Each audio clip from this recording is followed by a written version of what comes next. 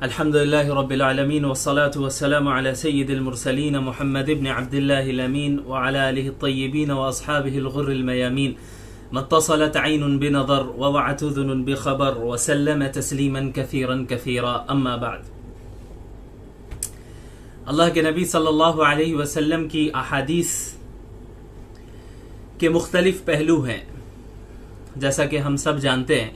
کہ آپ صلی اللہ علیہ وسلم نے عقائد کی بھی تعلیم دی، آپ صلی اللہ علیہ وسلم نے عبادات کی بھی تعلیم دی، اور آپ صلی اللہ علیہ وسلم نے معاملات کی بھی تعلیم دی، اور کس طرح ہماری معاشرتی زندگی ہو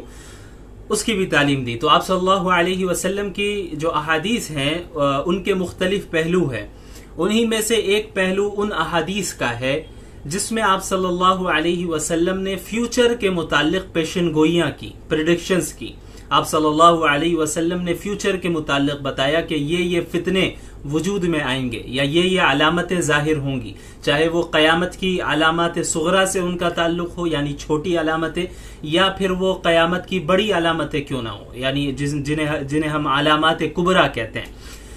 تو احادیث کا وہ پہلو جس میں آپ صلی اللہ علیہ وسلم نے قیامت کی نشانیوں کے متعلق بات کی، علامات کبریٰ کے متعلق بات کی، علامات صغریٰ کے متعلق بات کی، اور مختلف فتنوں کے متعلق بات کی. فتنہ کسے کہتے ہیں؟ فتنہ عربی زبان میں آزمائش کو بولتے ہیں، ٹرائلز کو بولتے ہیں. ٹرائل کو فتنہ بولتے ہیں. اس کا پلورل فارم جو ہے اس کی جمع ہے فتن. اسی لیے آپ نے سنا ہوگا کہ کتاب الفتن یعنی فتنوں کا باب، فتنوں کی کتاب. یعنی محدثین نے اپنی حدیث کی کتابوں میں ایک باب یہ بھی قائم کیا، ایک چیپٹر یہ قائم کیا جس کا نام انہوں نے رکھا کہ کتاب الفتن یا باب الفتن یا کتاب الفتن والملاحم. ملحمہ کہتے ہیں بڑی جنگ کو، گریٹ وار کو ملحمہ، اور اس کا پلورل فارم ہے، اس کی جمع ہے ملاحم. تو کتاب الفتن والملاحم یا کتاب الفتن کہا جائے یا احادیث الفتن کہا جائے تو اس سے مراد وہ احادیث ہیں جن میں آپ صلی اللہ علیہ وسلم نے مستقبل کے تعلق سے، فیوچر کے تعلق سے پیشن گوئیاں کی اور پریڈکشنز کی کہ یہ فتنے، یہ آزمائشیں وجود میں آئیں گی اور یہ علامتیں ظاہر ہوں گی. تو بہرحال اسے ہم کہتے ہیں احادیث الفتن. اس کی بہت اہمیت ہے، خصوصاً آج کے دور میں جو ہم 15ویں صدی میں رہ رہے ہیں، اور ہم جانتے ہیں کہ ہمارے ارد گرد بہت سے فتنے وجود میں آ چکے ہیں، اور جو دجالی فتنہ ہے اور دجالی فتنے ہیں ان کا بھی وجود ہو چکا ہے، اور اس طرح وجود ہو گیا ہے کہ وہ فتنے، دجالی فتنے پوری دنیا میں پھیل گئے. اور اب بس انتظار ہے دجال کی شخصیت کے خروج کا، کہ اب بس اسی کا نکلنا باقی ہے. باقی آپ صلی اللہ علیہ وسلم نے قیامت کے متعلق جو چھوٹی نشانیاں بیان کی ہیں، جنہیں ہم علامات صغریٰ کہتے ہیں، کہ جو چھوٹی نشانیوں میں ان کا شمار ہوتا ہے، انہیں ہم علامات صغریٰ کہتے ہیں. تو یہ علامات صغریٰ جو ہیں تقریباً 99% پوری ہو چکی ہیں آج کے دور میں. یعنی ہم 15ویں صدی میں ہیں. ہم اگر پیچھے اپنے دیکھیں، پوری تاریخ کو دیکھیں اور آپ صلی اللہ علیہ وسلم کی احادیث کو پیش نظر رکھیں تو ہمیں معلوم ہوتا ہے کہ جو علامات صغریٰ ہیں، چھوٹی نشانیاں ہیں، وہ تقریباً 99% پوری ہو چکی ہیں، اور 1% میں بڑے احتیاط کے ساتھ کہہ رہا ہوں کہ باقی ہیں. اور اس کے بعد پھر علامات کبریٰ کا یعنی آغاز ہوگا. اور علامات کبریٰ کے متعلق آپ لوگ جانتے ہی ہیں، جو 10 بڑی نشانیاں ہیں قیامت کے متعلق، 10 بڑی نشانیاں ہیں جن کے متعلق آپ صلی اللہ علیہ وسلم نے فرمایا کہ ان میں سے ایک نشانی بھی آ گئی تو اس کے بعد پھر جلدی پیدر پہ دوسری نشانیاں بھی آنے لگیں گی. تو ان حدیث کے اس پہلو کے متعلق ہمیں ایک چیز اور جان لینا چاہیے کہ یہ جو احادیث ہیں، جب آپ صلی اللہ علیہ وسلم نے مستقبل کے متعلق پیشن گوئی فرمائی یا کسی علامت کے متعلق بات کی، تو ظاہر سی بات ہے کہ آپ صلی اللہ علیہ وسلم جب اس حدیث کو بیان فرما رہے تھے تو اس وقت تو وہ فتنہ یا وہ علامت تو ظاہر نہیں ہوئی تھی. ظاہر سی بات ہے وہ فیوچر کے متعلق پریڈکشن ہے، وہ فیوچر کے متعلق پیشن گوئی تھی. تو بعد میں پھر اس کا وجود آیا، یعنی اس کا وجود بعد میں ہوا. تو مثلا اگر اللہ کے نبی صلی اللہ علیہ وسلم نے کسی ایک نشانی کی طرف اشارہ کیا اور کسی ایک فتنے کی طرف اشارہ کیا، اور اس اشارہ کرنے کے بعد تقریباً چوتھی یا 5ویں صدی میں اس نشانی کا وجود ہوا یا اس فتنے کا وجود ہوا. تو ظاہر سی بات ہے کہ جو اس کے وجود سے پہلے جو زمانہ گزرا ہے اور جو علماء گزرے انہوں نے اپنے زمانے کے اعتبار سے اور ان کے پاس جو قرآن و حدیث کا علم تھا اور جو بصیرت اللہ تعالیٰ نے انہیں عطا کی تھی اس کے مطابق انہوں نے تشریح کی. اس حدیث کی تشریح مطلب ایکسپلینیشن، اس حدیث کی ایکسپلینیشن، اس کی تشریح انہوں نے اپنے علم کے مطابق کی. حالانکہ وہ فتنہ یا وہ نشانی اس وقت تک ظاہر نہیں ہوئی تھی، وہ نشانی ان کے زمانے میں وجود میں نہیں آئی تھی، تو انہوں نے اپنے اعتبار سے اس کی تشریح کر لی. لیکن بعد میں جب اس کا وجود ہو گیا تب 100% ہمیں معلوم چل گیا کہ آپ صلی اللہ علیہ وسلم نے جو یہ بات ارشاد فرمائی تھی اس سے مراد یہی فتنہ ہے، اس سے مراد یہی نشانی ہے جو کہ ظاہری طور پہ ہمارے سامنے نظر آ رہی ہیں. تو مثلا ایک آپ صلی اللہ علیہ وسلم نے کوئی نشانی بیان کی اور اس کا وجود کب ہو رہا ہے، اس فتنے کا وجود یا اس نشانی کا وجود کب ہو رہا ہے، ظہور کب ہو رہا ہے، 5ویں صدی میں. تو ابھی 500 سال تک جن علماء نے ایکسپلینیشن اور تشریح کی انہوں نے اپنے اعتبار سے کی. تو ممکن ہے یہ ضروری نہیں ہے کہ 100% جو ان علماء نے تشریح کی ہو وہی 100% اسی مطابق وہ فتنہ وجود میں آیا ہو، بلکہ وہ تبدیل ہو سکتا ہے کیونکہ علماء نے اپنے علم کے اعتبار سے اس حدیث کو ایکسپلین کیا. لیکن جب اس فتنے کا وجود ہوا، جب اس نشانی کا ظہور ہوا، تبھی اسی وقت ہم سمجھ سکتے ہیں کہ اچھا ایگزیکٹ یہ مطلب تھا، ایگزیکٹ مطلب کیا تھا وہ اسی وقت پتہ چل سکتا ہے. اسی طرح ہم آج 15ویں صدی میں ہیں تو وہ نشانیاں جو 1400 سال میں اب تک ظاہر ہو چکی ہیں اور وہ فتنے جو وجود میں آ چکے ہیں تو ان کے متعلق تو کوئی دو رائے نہیں ہے کہ آپ صلی اللہ علیہ وسلم نے پہلے ہی پیشن گوئی فرما دی تھی اور وہ چیزیں بالکل ظاہر ہو چکی ہیں. ہم دیکھ رہے ہیں ماضی میں بھی ظاہر ہو چکی ہے وہ چیزیں اور آج بھی ہم دیکھ رہے ہیں کہ وہ فتنے وجود میں آ چکے ہیں. لیکن بہت سی نشانیاں ایسی ہیں جو ہمارے زمانے میں بھی آج 2021 میں بھی ابھی ان کا وجود نہیں ہوا ہے، وہ وجود میں وہ نشانیاں نہیں آئی ہیں. جیسے اگزامپل کے طور پر آپ قیامت کی بڑی نشانیاں لے لیں، تو قیامت کی جو بڑی نشانیاں ہیں وہ ظاہر سی بات ہے ہمارے زمانے میں ابھی ظاہر نہیں ہوئی ہیں، وہ ان فیوچر ہوگی، وہ نشانیاں ظاہر ہوں گی. تو ان احادیث کو علماء کرام اپنے زمانے کے اعتبار سے اس کو ایکسپلین کرتے ہیں. لہٰذا اس میں علماء کے درمیان اس کی ایکسپلینیشن میں کچھ تھوڑا بہت اختلاف ہو جاتا ہے. مثلا آپ نے سنا ہوگا بہت سے لوگوں کو کہ یاجوج ماجوج کے متعلق جب بات ہوتی ہے تو بعض لوگ کہتے ہیں کہ نہیں یہ جو یورپین کنٹریز کے لوگ ہیں، یا بعض کہتے ہیں یہ جو چائنا کے رہنے والے یہی لوگ یاجوج ماجوج ہے، اور بعض کہتے ہیں کہ نہیں یہ صحیح معنی میں ایسے افراد ہیں جو ابھی بند ہیں اور وہ کہاں ہیں ہمیں نہیں معلوم. تو ایسی چیزوں کے متعلق ہمارا کیا رویہ ہونا چاہیے؟ ہمارا رویہ یہ ہونا چاہیے کہ کسی بھی ایک عالم کی ایکسپلینیشن کو، اس کی تشریح کو لے کر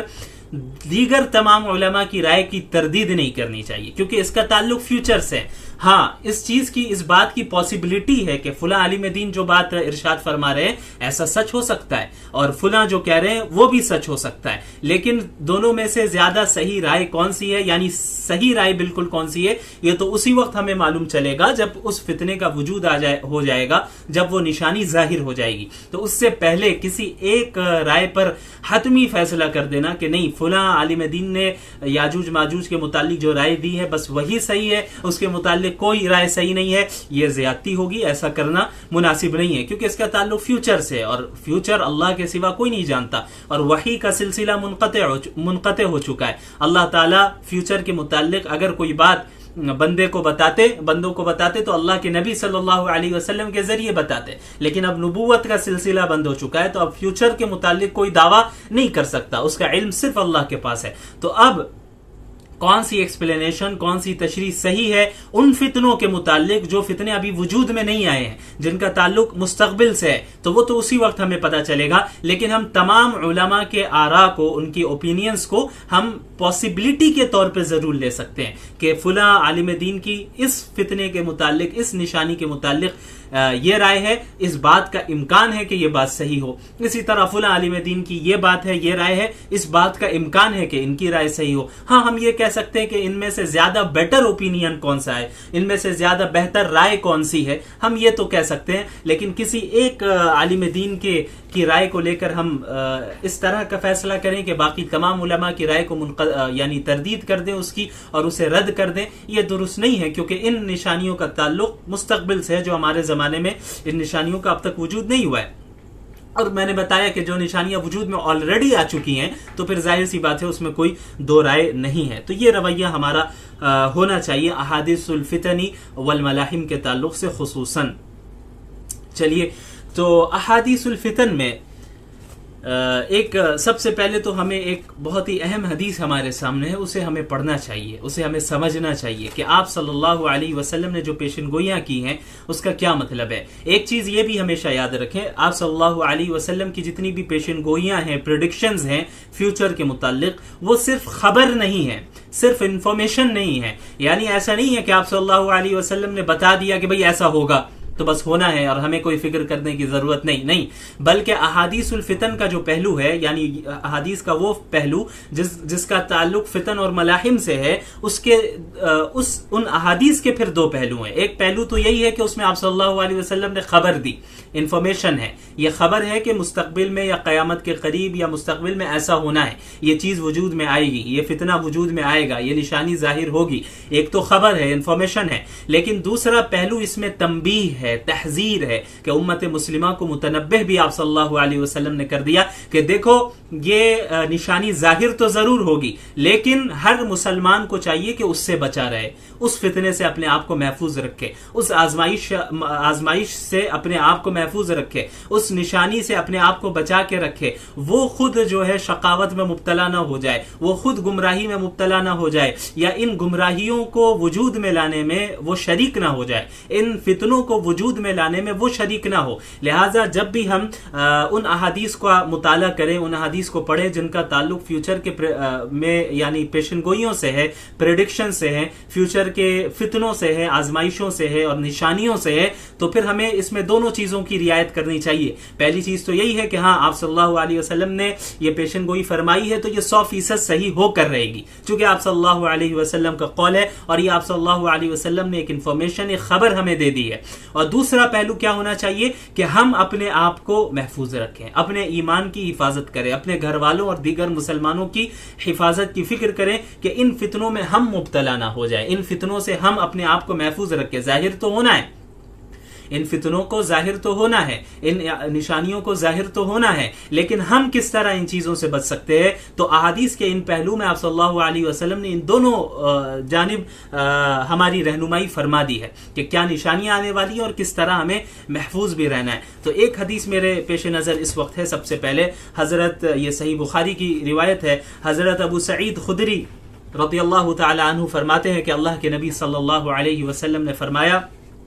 لَتَتَّبِعُنَّ سُنَنَ مَنْ كَانَ قَبْلَكُمْ شِبْرًا بِشِبْرٍ وَذِرَاعًا بِذِرَاعٍ حَتَّى لَوْ دَخَلُوا حُجْرَ ضَبٍّ لَدَخَلْتُمُوهُ قَالُوا وَالْيَهُودُ وَالنَّصَارَى قَالَ فَمَنْ۔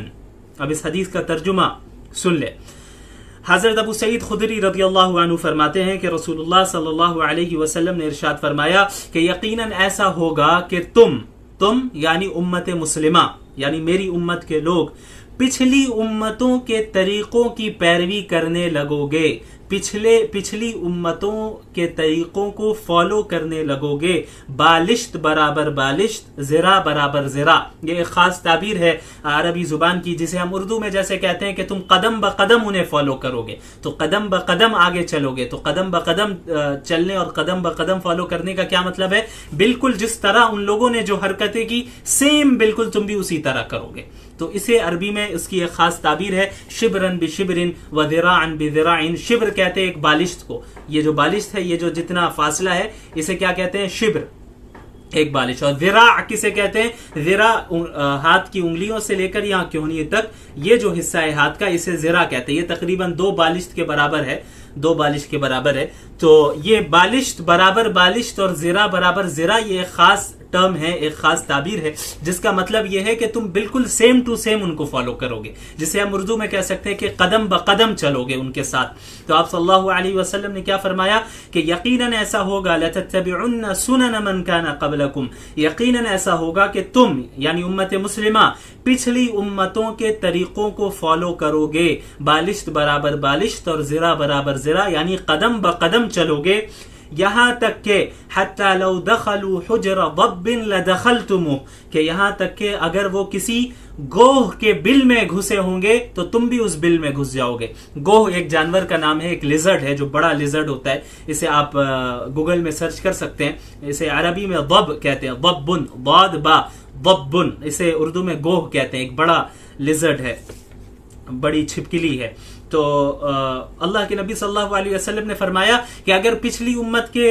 لوگوں نے ایسی حرکت کی ہوتی، یعنی وہ کسی گوہ کے بل میں گھس گئے ہیں، تو تم بھی ان کی پیروی کرتے ہوئے، ان کو فالو کرتے ہوئے تم بھی اس بل میں گھس جاؤ گے۔ اس کا بھی یہی مطلب ہے، اس کا حقیقی معنی یہ نہیں ہے، یعنی اس کا مطلب یہ نہیں ہے کہ حقیقی معنی میں کوئی بل میں گھس جائے، اس کا مطلب بھی یہی ہے کہ تم اتنی شدت کے ساتھ انہیں فالو کرو گے، اتنی ان کی اتباع کرنے میں، ان کی پیروی کرنے میں اتنی زیادہ شدت اختیار کرو گے کہ اگر وہ ان میں سے کسی نے ایسی احمقانہ حرکت بھی کی ہے کہ اگر وہ کسی گوہ کے بل میں گھس گئے ہیں تو تم بھی ان کو فالو کرتے ہوئے اس میں گھس جاؤ گے۔ پھر آگے صحابہ کرام نے آپ صلی اللہ علیہ وسلم سے پوچھا، دریافت کیا کہ الیہود والنصارى یا رسول اللہ، کیا پچھلی امتوں سے کون مراد ہے؟ کیا یہود و نصارہ مراد ہیں؟ پچھلی امتوں سے کیا یہود و نصارہ مراد ہیں؟ تو آپ صلی اللہ علیہ وسلم نے فرمایا کہ فمن، اور کون، یعنی پچھلی امتوں سے مراد یہود اور نصارہ ہی ہے۔ اب دیکھیے اس حدیث کو جب آپ صلی اللہ علیہ وسلم نے بیان فرمایا ہے، ظاہر سی بات ہے اس وقت تو یہ چیز وجود میں نہیں آئی تھی، اس وقت تو ایسا نہیں تھا کہ مسلمان یہود و نصارہ کی اتباع کر رہے تھے، بلکہ صحابہ کرام کی جماعت تھی جو اعلیٰ ترین جماعت ہے، انبیاء علیہم الصلاۃ والسلام کے بعد اعلیٰ ترین جماعت صحابہ کرام کی جماعت ہے، اور ان سے تو کبھی تصور بھی نہیں کیا جا سکتا کہ وہ یہود و نصارہ کی اتباع کرے۔ وہ تو ایسی قوم ہے، وہ ایسے افراد تھے جنہوں نے یہود و نصارہ، قیصر و کسریٰ کے تخت کو ہی الٹ کر رکھ دیا،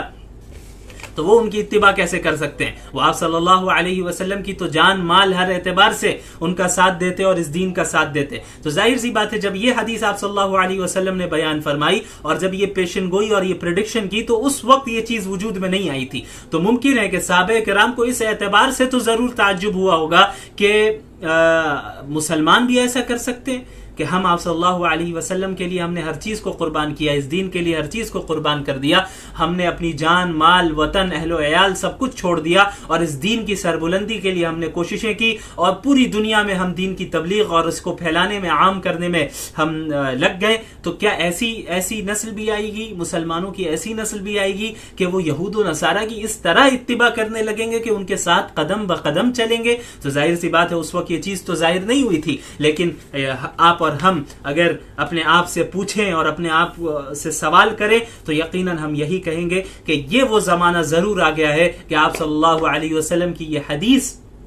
100% صحیح ہو گئی۔ یہ وہ زمانہ ہے جس میں آپ صلی اللہ علیہ وسلم کی جو پریڈکشن ہے، جو پیشن گوئی ہے، وہ 100% سچ ثابت ہو گئی ہے۔ اب آپ خود غور کریں کہ آج امت مسلمہ میں تمام وہ برائیاں شامل ہیں جو پچھلی امتوں میں شامل تھی۔ آپ خود غور کریں، اگر آپ کو موقع ملے آپ پچھلی امتوں کی تاریخ کو پڑھیں، پچھلی امتوں میں خصوصاً یہود و نصارہ، چونکہ اس حدیث میں ذکر کیا گیا ہے یہود و نصارہ، ان کی تاریخ کو پڑھیں، ان کے انبیاء اور ان کی قوموں کے متعلق پڑھیں، تو جو بیماریاں ان قوموں میں تھی وہ بیماریاں آج امت مسلمہ میں بھی ہے۔ تو آپ صلی اللہ علیہ وسلم نے فرمایا کہ پچھلی امت کی برائیاں اور پچھلے امت کی ساری برائیاں تمہارے اندر آئے گی، اور تم ان برائی میں ان کو فالو کرو گے اور قدم بقدم فالو کرو گے، اس طرح فالو کرو گے اور بہت زیادہ شدت اختیار کرو گے۔ آپ دیکھیں قوم شعیب علیہ الصلوۃ والسلام کی قوم کے اندر جو بیماری تھی وہ ہمارے اندر داخل ہے۔ شعیب علیہ الصلوۃ والسلام اپنی قوم سے کہا کرتے تھے وَلَا تَبْخَسُوا النَّاسَ أَشْيَاءَهُمْ، کہ تم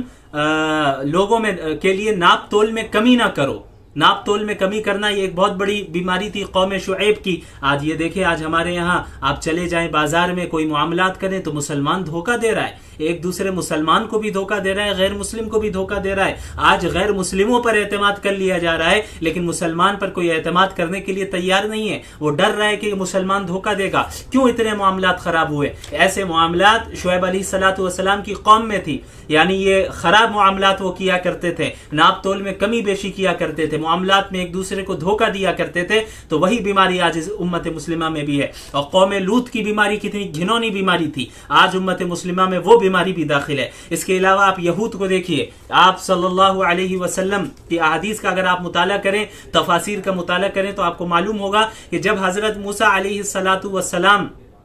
مبعوث ہوئے بنی اسرائیل کی طرف، اور پوری پھر بنی اسرائیل کی آپ تاریخ کو پڑھیں کہ کس طرح وہ کوتاہی کیا کرتے تھے اور مخالفت کیا کرتے تھے۔ ایک طرف ان کا دعویٰ تھا کہ میں موسیٰ کا ماننے والا ہوں، ہم موسیٰ کے ماننے والے ہیں، ہم ایک خدا کو مانتے ہیں، لیکن اس کے بعد عملی طور پہ مخالفت کیا کرتے تھے موسیٰ علیہ السلام کی اور اللہ تعالیٰ کی۔ یہ برائی آج ہمارے یہاں ہے۔ آپ دیکھیں گے، آپ قرآن کریم کو پڑھیں گے تو کئی جگہ آپ کو یہ ملے گا کہ وہ خود کہا کرتے تھے، موسیٰ علیہ السلام سے مطالبہ کیا کرتے تھے، آپ جائیے اپنے رب سے کہیے ہمیں یہ دے دے، ہمیں وہ دے دے، اور جب اللہ انہیں ان نعمتوں کو عطا کر دیتا تو پھر اس کی ناشکری کرنے لگتے۔ لیکن اللہ تعالیٰ نے یہود کو سب سے پہلے جب ان کا انتخاب کیا توحید کی بنیاد پہ، بنی اسرائیل کو کہا وَأَنِّي فَضَّلْتُكُمْ عَلَى الْعَالَمِينَ، کہ میں تمہارے زمانے میں تم لوگوں کو تمام عالم پر فضیلت دے رہا ہوں، کہ تم توحید والی قوم ہو اس لیے تمہیں فضیلت دے رہا ہوں۔ لیکن انہوں نے کیا کیا؟ انہوں نے اللہ کی اس فضیلت کی ناشکری کی، اس نعمت کی ناشکری کی۔ موسیٰ علیہ السلام یہ تو کہتے ہم مانتے ہیں موسیٰ کو، یہ تو کہتے کہ فرعون کے پاس سے ہمیں نکلنا ہے، بچنا ہے، اور فرعون ظالم ہے، لیکن جب موسیٰ علیہ السلام کی جانب سے کوئی حکم آتا تو عملی طور پہ اس کی مخالفت کرتے۔ آج یہ بیماری یہودیوں کی ہمارے یہاں بھی داخل ہو گئی، امت مسلمہ کے بھی اندر۔ ہم یہ تو کہتے ہیں ہم عاشق رسول ہیں، ہم یہ تو کہتے ہیں کہ ہم عاشق اہل بیت ہیں، ہم یہ تو کہتے ہیں کہ ہم مسلمان ہیں، ہم یہ تو کہتے ہیں کہ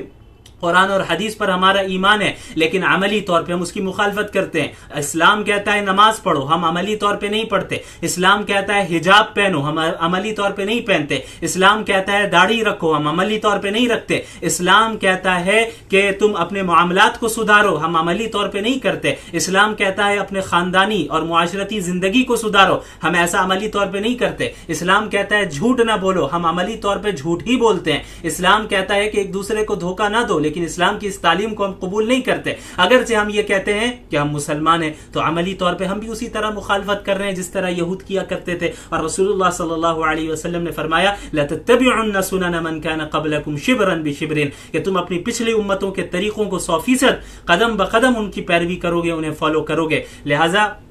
ہمیں غور کرنے کی ضرورت ہے کہ جب یہودیوں نے اپنے آپ کو یہ کہا، بنی اسرائیل نے یہ کہا کہ ہم انبیاء کے ماننے والے ہیں، اللہ کے ماننے والے ہیں، موسیٰ کے ماننے والے ہیں، توحید کو انہوں نے قبول کیا، تو اللہ نے اس توحید کی بنیاد پہ بنی اسرائیل کو تمام عالم پر فضیلت دی، اور محمد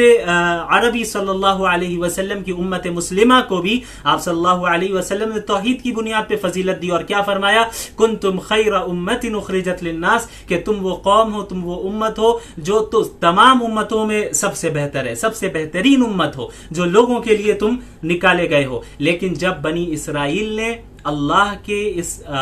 کی اس نعمت کی ناشکری کی، اس فضیلت کی ناشکری کی، اور انبیاء کی عملی طور پہ مخالفت کی، اللہ کی عملی طور پہ مخالفت کی، تو اللہ تعالیٰ نے یہ اعلان کر دیا کہ ضربت علیہم الذلۃ والمسکنہ، کہ اب بنی اسرائیل پر قیامت تک کے لیے ہم نے ذلت اور مسکنت کو ان کے اوپر تھوپ دیا ہے، ان کی ناشکری کی بنیاد پہ، ان کی ناقدری کی بنیاد پہ۔ اللہ نے انہیں فضیلت دی، لیکن انہوں نے عملی طور پہ اپنے دین پر عمل نہیں کیا۔ یہی فضیلت امت مسلمہ کو ملی، لیکن امت مسلمہ عملی طور پر اس فضیلت کی ناقدری اور ناشکری کر رہی ہے۔ لہٰذا ہونا وہی ہے جو بنی اسرائیل کے ساتھ ہوا۔ یہ اللہ کی سنت ہے، یہ اللہ کی سنت ہے کہ جب بھی جو شخص بھی ایمان اور عمل صالح کے ساتھ اس دین پر گامزن رہے گا، عمل کرتا رہے گا، اللہ تعالیٰ اس کو بلند رکھے گا۔ اسی لیے اللہ تعالیٰ نے قرآن کریم میں فرمایا کہ وَأَنْتُمُ الْأَعْلَوْنَ إِن كُنْتُم مُؤْمِنِينَ، کہ اگر تم سچے پکے مومن ہو تبھی تم سر بلند رہو گے، ہر جگہ سر بلند رہو گے، تمہاری ترقی ہوگی، تم غالب رہو گے۔ لیکن جب ایمان اور عمل صالح نہیں ہے تو تم نے، اور اوپر سے دعویٰ بھی ہے کہ ہم مسلمان ہیں اور عاشق رسول ہیں، لیکن تم عملی طور پہ مخالفت کر رہے ہو، تو ظاہر سی بات ہے اللہ تعالیٰ اس مقام سے تمہیں ہٹا دے گا اور کسی دوسری قوم کو لے کر آ جائے گا۔ اور ایک بہت بڑی بیماری ہمارے اندر کیا ہے، یہ بھی یاد رکھیے، یہ جو پچھلی امتوں کی بیماریاں ہمارے اندر داخل ہوئی ہے، یہودیوں کی ایک خاص بیماری کیا تھی میں آپ کو بتاتا ہوں۔ اب آپ اس منظر کو اپنے سامنے رکھیں کہ جب موسیٰ علیہ الصلاۃ والسلام بنی اسرائیل کو لے کر سمندر سے پار کروا رہے تھے انہیں، اب جب سامنے آ گئے، پیچھے سے فرعون کا لشکر آ رہا ہے، فرعون آ رہا ہے، ان کا پیچھا کر رہا ہے، موسیٰ علیہ الصلاۃ والسلام اور بنی اسرائیل آگے بھاگ رہے ہیں، اب ان کے سامنے سمندر ہے اور پیچھے فرعون اور فرعون کا لشکر ہے۔ اب بنی اسرائیل موسیٰ علیہ الصلاۃ والسلام سے کیا کہہ رہے ہیں کہ تم نے کہاں پھنسا دیا ہم کو، اب آپ نکالیے، اب کیسے جائیں گے، ہم کہاں جائیں گے؟ لیکن حضرت موسیٰ علیہ الصلاۃ والسلام ظاہر سی بات ہے نبی تھے، ان کا ایمان تو بالکل مضبوط تھا، اس لیے انہوں نے فرمایا کہ ان ربی سیہدین، کہ میرا رب ضرور مجھے راستہ دکھائے گا۔ تو اللہ تعالیٰ نے حکم دیا کہ لاٹھی مارو سمندر پر، تو حضرت موسیٰ نے ایسے ہی کیا علیہ الصلاۃ والسلام کہ سمندر پر انہوں نے لاٹھی ماری اور سمندر کے دو حصے ہو گئے، بیچ سے راستہ کھل گیا اور موسیٰ علیہ الصلاۃ والسلام بنی اسرائیل کو لے کر وہاں سے روانہ ہونے لگے۔ اب یہ کتنا بڑا معجزہ ہے، اسے اپنے پیش نظر رکھیے، ابھی جو میں بات کہنے جا رہا ہوں یہ کتنا بڑا معجزہ بنی اسرائیل نے اپنی آنکھوں سے دیکھا کہ موسیٰ علیہ الصلاۃ والسلام نے لاٹھی ماری اور سمندر کے دو حصے ہو گئے، بیچ سے راستہ نکل گیا، وہاں سے وہ لوگ پار بھی ہو گئے، اور یہ جو ہے کیا نام ہے، فرعون اور اس کا لشکر، یہ جب پیچھے سے آ رہا ہے تو یہ غرق بھی ہو گیا، یہ ڈوب بھی گیا۔ بنی اسرائیل نے دیکھ لیا، موسیٰ علیہ الصلاۃ والسلام کے ذریعے اللہ تعالیٰ نے انہیں نجات دی اور فرعون کو ڈبا دیا اور فرعون کے لشکر کو ڈبا دیا، اللہ نے توحید کی بنیاد پہ معجزانہ انداز میں انہیں پار کروایا۔ تب اب تو انہیں چاہیے تھا بالکل 100% سرنڈر ہو جاتے اللہ کے سامنے، لیکن کیا ہوتا ہے کہ وہاں سے پار کرنے کے بعد، سمندر کو پار کرنے کے بعد ایک قوم کے پاس سے گزرتے ہیں، ایک وہ قوم جو ہے بت پرست قوم تھی، اور وہ لوگ دیکھتے ہیں بنی اسرائیل کہ وہ قوم اپنے بت اور آئیڈل کی عبادت کر رہی ہے اور اس کی عبادت کر رہی ہے وہ قوم۔ تو اب بنی اسرائیل جو لوگ ہیں وہ آئے حضرت موسیٰ علیہ الصلاۃ والسلام کے پاس، اور آنے کے بعد کیا کہتے ہیں کہ اجعل لنا الہا کما لہم آلہہ، کہ اے موسیٰ جس طرح اس قوم کے پاس جو ان کے بت ہے اور ان کا جو خدا ہے ایک ڈھانچہ ہے، ویسے ہی ڈھانچہ ہمیں بھی بنا کے دے دیجئے، ہمیں بھی ایک بت بنا کے دے دیجئے کہ ہم بھی عبادت کرنے لگے۔ اب آپ دیکھیں یہ بیماری یہودیوں کے اندر کیا تھی کہ دوسری قوم سے مروب ہو جانا، دوسری قوم کے کلچر کو اپنا لینا، حالانکہ وہ توحید والے تھے، انہوں نے ابھی اتنا بڑا معجزہ دیکھا، اللہ تعالیٰ نے کس طرح انہیں پار کروایا، تو اب تو چاہیے تھا کہ توحید پہ اور زیادہ وہ اسٹرانگ ہو جاتے، لیکن ان کی کیا بیماری تھی، فوراً دوسرے کلچر سے، دوسری قوم سے متاثر ہو گئے اور ان کے کلچر کو انہوں نے اپنانے کی کوشش کر لی۔ یہ بیماری تھی۔ حضرت موسیٰ علیہ الصلاۃ والسلام نے فرمایا کہ انکم قوم تجہلون، تم بالکل جاہل قوم ہو، تمہیں کچھ نہیں معلوم، ناواقف قوم ہو، تمہیں تو ہم نے توحید کی بنیاد پہ اللہ نے تمہیں نجات دی، اور پھر تم شرک کی طرف جا رہے ہو، پھر کہہ رہے ہو کہ ہم ایک ڈھانچہ بنا کر دے دیجئے، ایک خدا بنا کر دے دیجئے جس کی ہم عبادت کریں۔ تو یہ بیماری یہودیوں کے اندر اور بنی اسرائیل کے اندر خصوصاً تھی کہ وہ دوسری قوم سے متاثر ہو کر ان کے کلچر کو اختیار کرنے لگتے تھے۔ اب آپ امت مسلمہ پر غور کیجئے، کیا ایسا نہیں ہے کہ یہودیوں اور بنی اسرائیل کی یہ جو بیماری تھی پچھلی امت کی کہ وہ دوسری قوم اور دوسرے کلچر سے متاثر ہو کے اسے اپنا لیتے تھے، یہی بیماری آج ہمارے اندر نہیں آ گئی ہے؟ اس پہ غور کیجئے کہ ہم فوراً دوسری قوم کو دیکھ کر متاثر ہو جاتے ہیں، ویسٹرن کنٹریز کو ہم نے اپنا